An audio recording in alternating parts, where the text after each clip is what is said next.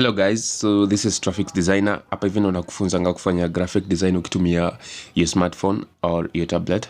And this is the tutorial ya Pixellab.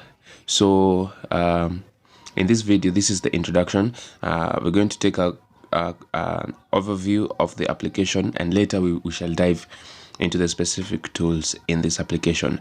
Now, Pixellab is a free app. You can find it on Play Store or Apple Store, and you can also find some modified versions from different sources.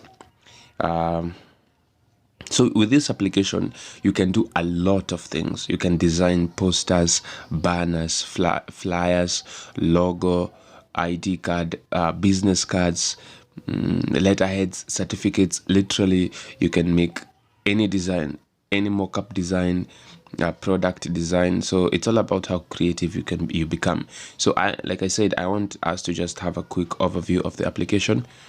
And at the very top here, you can see there are some functionalities.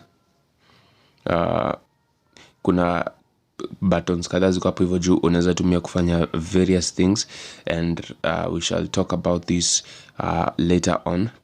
And the second part over here, this is where we have the canvas. Unaona kuna ka nini kana go around, so I'm trying to highlight for you. So this is the canvas. This is where your design will be. And vile inatoshana hivi, it means your design even itatoshana. So if it's a flyer, you have to put the right dimensions of a flyer. If it's an A3 size, A6 size, so I'll show you how to adjust that later. Now at the very bottom over here, we have other functionalities. We have places that is a text, shapes, text, shapes. We have where we work on the canvas, and we also have right here functions zingine. Functions ni most.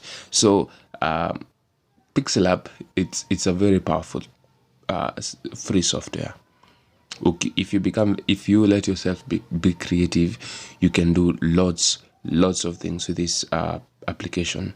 So this is the introduction, and I hope to see you in the next video, and you will learn a lot.